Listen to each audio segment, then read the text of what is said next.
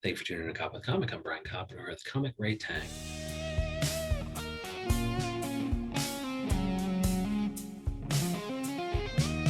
Rey Tang, how the hell are you? I'm doing well. Good. Yeah, super restful Saturday. Well, I hope so. I hope so. I did. And you're in Chicago there. So right now it is 3 p.m. And did you just wake up? Because comedians keep late hours, I'm reminded. No, actually, I woke up at a normal time today. Those are just spent. So sorry to break your trend. I love it. It's like I woke up at a normal time. Like I think there was a time there where I was sleeping till like 6 p.m. I have no idea why it was, but we follow her everywhere. Rey Tang Twitter is actually Rey Tang 18, and it's raytang.com. But also Rey Tang is Ray Tangerine, or would you pronounce it Ray Tangerine? No, it's definitely tangerine.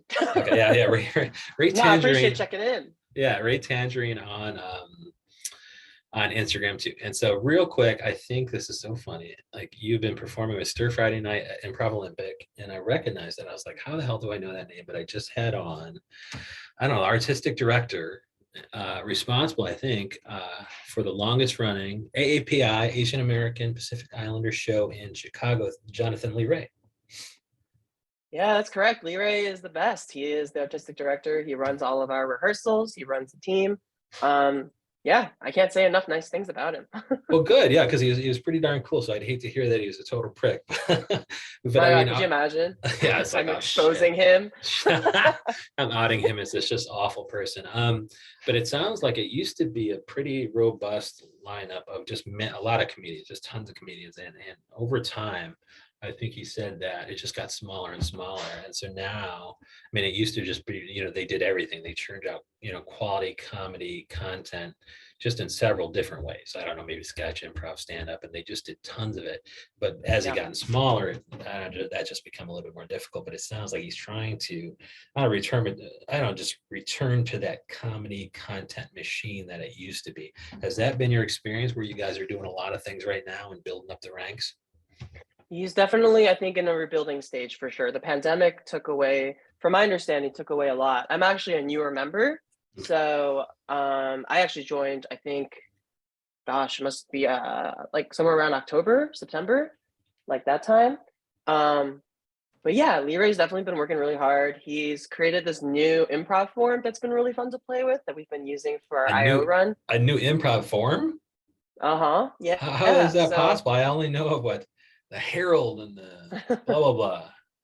Yeah, well, it's quite similar to the only thing I can think of is Improv Shakespeare, where we have like a improvised movie format that's been done already. So like a kung fu movie is our style, and then so we're kind of fitting the improv around that. So we have these choreographed fight sequences to make sure no one gets injured, and everyone's very much on the same page of like, okay, these are the beats we have to hit in order for the story to make some sense. Can you choreograph an improv fight? It's a good question.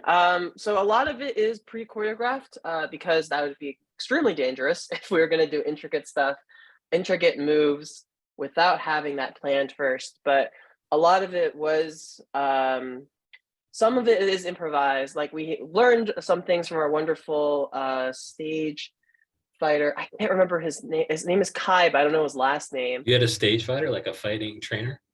Fighting trainer, sorry. Actually, well, that's cool. I don't know yeah.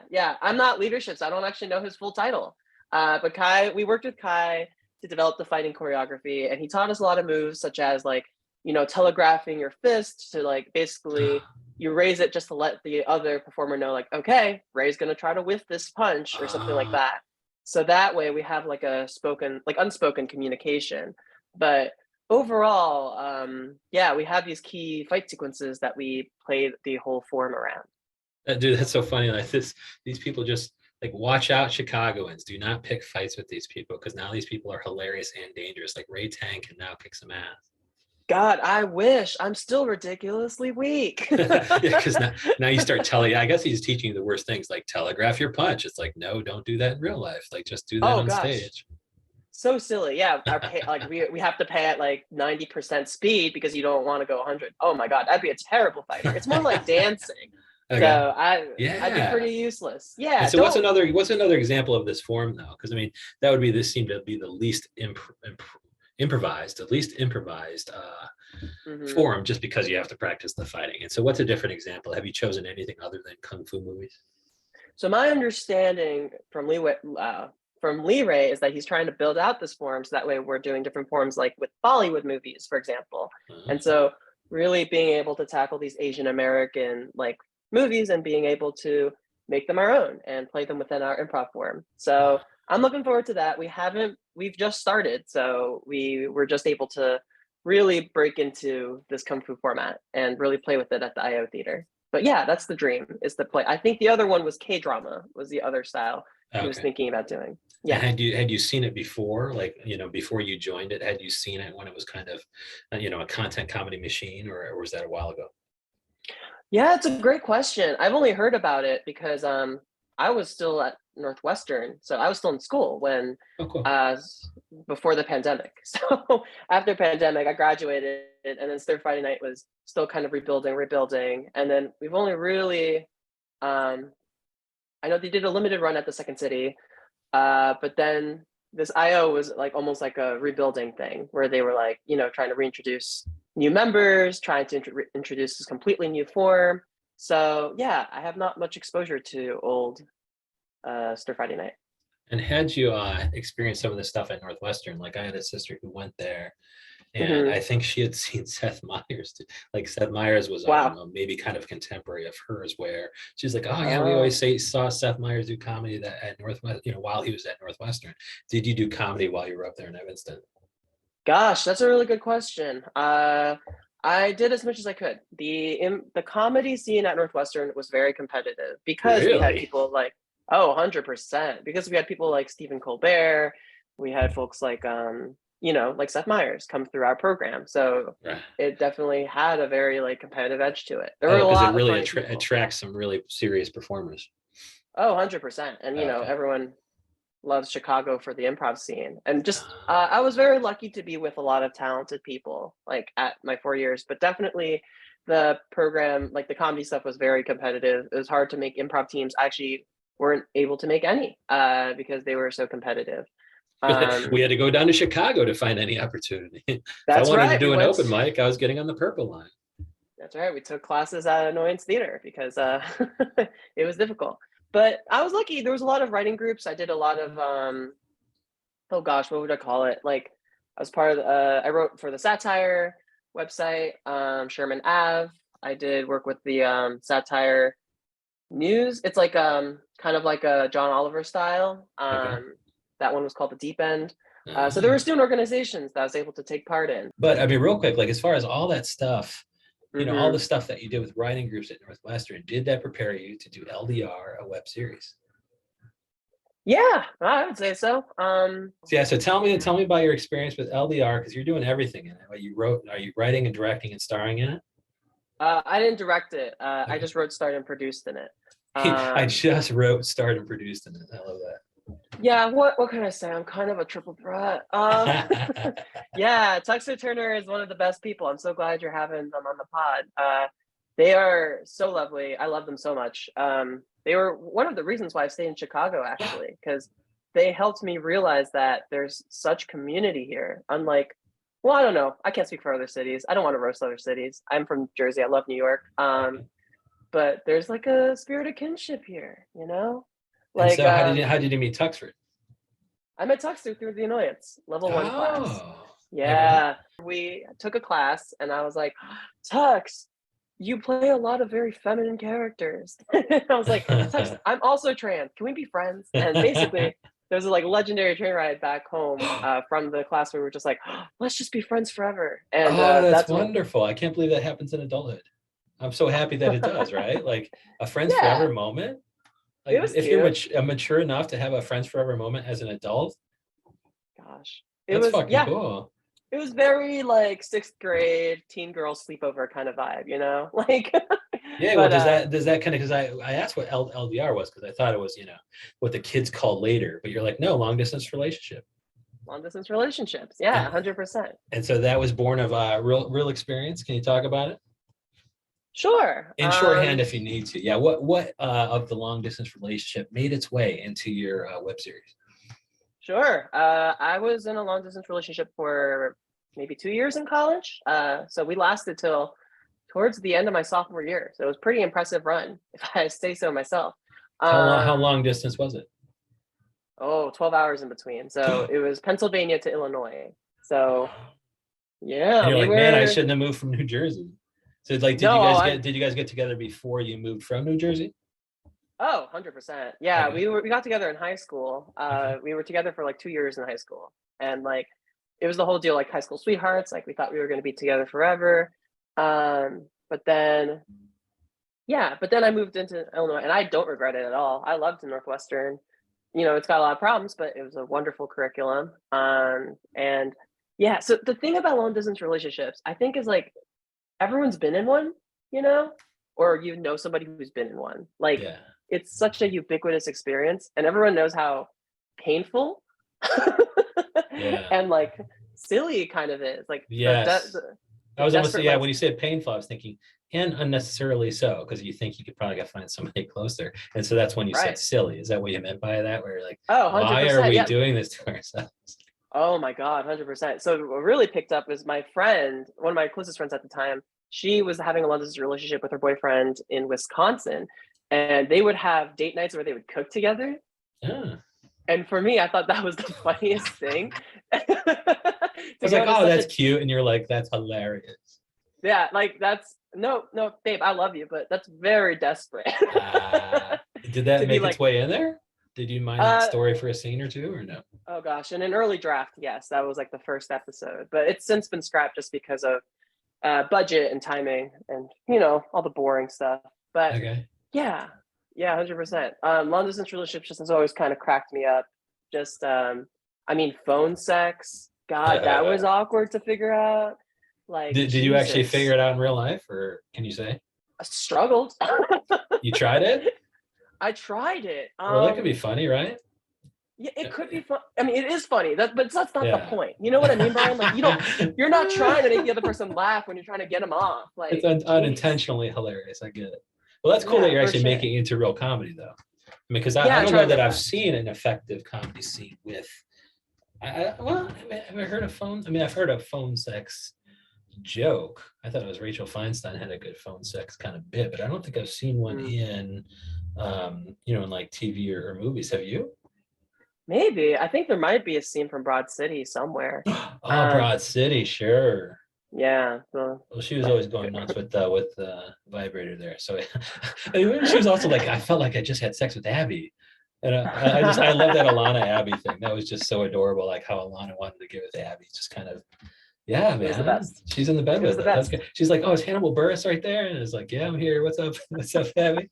Oh, that is a great scene. And so, like, did you? I mean, to the extent you're a fan of Broad City, and who Oh isn't? yeah. Kind of Hmm. what of that was there any of the vibe that made its way into LDR? Oh yeah, that was our comp. So when we pitched the series around, um, like we were trying to get sponsorships from a rental house, we are trying to get sponsorships from the Annoyance Theater. We pitched it as Broad City meets normal people. So like this really wacky, vibrant world. But for me, I like comedy that's like grounded in some kind of heart. Like the thing that really gets me is Fleabag. It's like you don't know whether or not you're gonna cry or laugh. I think that's the shit I'm obsessed with. Like Oh. yeah, like you just don't know, and I'm playing with your feelings almost like, and at a certain point, it doesn't matter. The line is so blurred between the two, you know? Like, yeah, so I mean, what's a good, I don't know that I've ever been on the fine line between crying and laughing. What's kind of Mm, a mainstream thing that you can mention that has mm. actually done that for you and others? Yeah, so I mean, going back to Fleabag, God, this, But I don't think yeah, I don't know if I got close to, I liked Fleabag a lot. I don't, well, did yeah. I get close to crying on it? What about the ending scene? With And her and this the is, priest? yeah, spoiler alert, but Well, her and the yeah, priest, or when we find out that that chick actually died? Did we find out no, that the no, chick died and stepped out into traffic? yes, yes, yes. That's the first season. The second Okay. season was that the priest literally Right. leaves her, Yes. and No, then yeah. the I could fox see follows crying her. at that, but wait, what? So yeah, I'll shut up now. But I do remember thinking that that was sad. You're Dang, saying, Brian, you didn't cry at that scene? no, I thought it was sad, but you're saying there was also a laugh there. Was there also a Oh yeah, lab thing? yeah. Yeah, the fox follows him. There's the whole bit where he says he's being haunted by a fox. Oh, is that supposed Or to a be funny though? Is coyote. that funny or is that just kind of poignant? It was just a great bit. I Oh, okay. don't know. All right. But no, yeah, um Fleabag's a good example, right? Didn't so that chick yeah. died? That was bizarre. Oh yeah, the whole first season is about this. It's about this woman overcoming the grief of losing her best friend right after cheating with her, or cheating on her. Sorry, cheating on. Wait. Oh God, how do I phrase this? Yeah, meaning her husband, Uh, she got with the dude that the dead chick was with, right? that And chick was with. is that Yes. why the dead chick committed suicide by walking into traffic? Oh, I can't remember. It's been a I while love since I've this watched. episode is now a Fleabag episode. I love That's right. it. Appreciation for Phoebe Waller-Bridge. Yeah. Has she done anything since that's of note? She did Killing Eve. Oh, was she good in Yeah. that? I don't think she was in it. She just show ran for season one. Oh, okay. Because Yeah. I think she'd be good whenever she's in. I just kind of want her more stuff. Okay, so back to LDR. So Sure. as far as like, are you in the long distance relationship, and who is the person you cast as your significant other? Is it Tuxford? Yeah. No, Okay. Tuxford actually plays the like close friend for the main character. So uh, the other romantic interest is played by Erica Romero. The character's name is Liv. Um, and the idea is that Emma leaves Liv. So Emma's the character I play. And the log line is Emma leaves Liv from Minnesota to go to Chicago to pursue comedy. And so a lot of it is about, I think, also just observing that a lot of queer relationships are long distance. Oh, why is that? Yeah, I think part of it's just numbers. Like you have such Y'all are limited numbers. you're a rare fruit, and that's why when you say, I discovered that Tuxford was, and I was like, oh, we'll be best friends forever. It's because Oh it's also God, like it's also like a rarity thing, right? Quality and yeah, rarity. Like, there's tons of quality, but it's also pretty rare. yeah, definitely less so now. But like at least for older generations, especially, it's just like there are fewer than us than like straight people and or cis people. Yeah. A safe So way to say it is there are fewer of us. Yeah. So I mean, it even seemed yeah, rarer back in the day. So it's nice that people are coming out and living their truth. But I think it's yeah. still Brian, relatively rare. I mean, I'm so glad that it's very prominent in the mainstream because I yeah, mean, it's just really like queer people are fucking awesome. yeah, I I'd say try so. I try to interview as many of that will come on because, like you said, it's rare, right? You're like, I Yeah. want them all to come on. And like, I did this thing where I just had a wonderful roster of people who had been on my show. And then when Mm. I did a comedy series, I invited everybody. And like, Oh, it was nice. it was a smaller subset of people who ultimately became regulars. And they all ended up being like pretty much straight, white, heterosexual men. It Oh, was cis, wow. cis het white. And I was just like, well, I don't want people to think that this is who I interview. Like, so I felt bad, Yeah. but these were my regulars and they were hilarious too. But like, I was just like, man, and that's kind of, I keep doing more and more seasons of interviews because in part because I'm trying to recruit more people to, be the face of this kind of comedy shorts that I do. But yeah, so I mean, it's so great that but like you said, it's rare. And so go ahead. So you said a lot of them end up in long distance relationships because you are treasuring something that's pretty rare. Yeah, I think that's what it is. Like it's just like when you're on Tinder, I don't know if you knew this, but it is possible to have no more people in the area to swipe on. Yeah, I think it's pretty rare in isn't it? Aren't they pretty bad with LGBTQIA on Tinder? Yes. I think I'm finding Uh, on Match it might be a little bit better which one? on Match.com. Unmatch.com. No, Interesting. you've heard Match.com, right? No, I've actually never heard of Match.com. I didn't even know You are this so is how kidding. Gen Z this is how Gen Z I am, is that I didn't know that dating sites could be with a .com. I thought they were always just Just, apps. well, they probably have an app too. I always think Match.com could own Tinder. I don't know. Meaning like they are like the original. Oh my lord. I was so Weird. dating myself here. When did you graduate from college? Can I ask her now? 2021. This is wonderful. I'm so blessed to have you on my show. It's like we're from different generations. Yeah, it was launched 27 years ago. All right. Hey, what can I It, say? I'm the you. serving over 50 countries in 12 languages. This is Match.com, and I'm just trying to see if the Match group also Oh, owns Tinder or not. Oh my gosh, they make a cajillion in revenue. I've yet to see the revenue number, but okay, I'll shut up mhm. now. Okay, so LDR. So It's okay. This how has many officially episodes? become a Phoebe Waller-Bridge and Match.com appreciation episode. And Brought to you by, I love that. Brought to you by Fleabag and Match. And so how many kind of episodes do you envision doing? How many have you done so far? And kind of what of the arc have you covered? yeah, that's a tricky question. I think we did 3 episodes. We've been calling it season 1, volume 1. We did our premiere at the Annoyance Theater on November 6th. It was really lots of fun. It was pretty terrific. A lot of wonderful people came out. We had like a bunch of other pieces with it. Like we launched a TikTok series, like with just like little like vignettes. Little. Have you seen Hack into Broad City? No, it's called Hack into Broad City.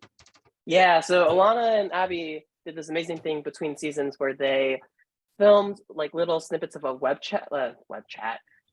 video chat between Abby and Alana, and they're always so hilarious. And so we took inspiration from that and we made our little TikTok series. We called it LDR Zoomies. Yeah, and they were really fun. So we premiered that. We premiered the actual main series. I also did some street photography, and so we showed that at the premiere. And yeah, it was a really great event. A So like lot how of many folks came out. episodes do you have coming up and what is covered in the next volume? Yeah, so with the first volume, we kind of see Emma entering Chicago, struggling with fitting in with improv, kind of trying to find her joy, whatever the hell that means. And the second half, for me at least, is I think we're trying to figure out that tension that's being built up and up and up, and seeing what is like the final point of break. You Like do how not much do you can. not even know yet? Have you not even written that yet? Or are you just kind of Oh, I like do that's where know. we okay. I do know. I just don't want to state it That's on the cool. podcast. And so like is it going to be on your next volume? Or are you going Yeah, to string season 1, people along volume for 2. 10 more volumes before you release that tension? No. I think we set out to write 1 season, so it'll be done by like the story will end by this next volume, and then if somebody wants to pay me, then hey, maybe we'll do more. Pay Tux and I money? Yeah, okay. Yes. Well, I I mean, you guess I, pulling legs, I please. guess I went to Northwestern, but I'm pretty sure that's the smart math the smart money to bet on me and Tux. Well, I mean, you and Tux deserve all the money, I think. Wow. Cheers. I think so too. Well, that But is Tux so. especially. I mean, so is that kind of where when can people expect the second volume, and are they going to be able to find out what's kind of what to expect next and when to expect it on all your socials? Dang, that's a really good question.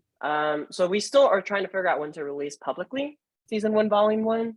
We're Yeah, trying to because be you a only little what careful. just premiered it at Annoyance, and that was it. Yeah, in person. So we're trying to figure out like what streaming platform we wanted to live it on. Do we want to just put it on YouTube?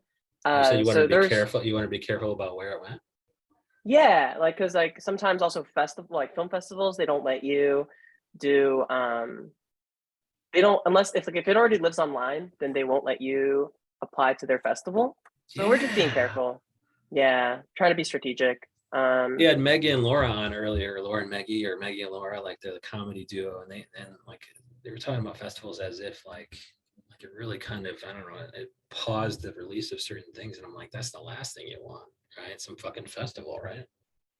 Yeah, it's annoying, but like festivals are wonderful because they help bring new audiences to it. And I mean, like I love my Chicago communities, but like, if you want further reach, it could be good to go do a film festival. So we're not sure. That's on pause until the new year. As for volume 2, we're currently writing it.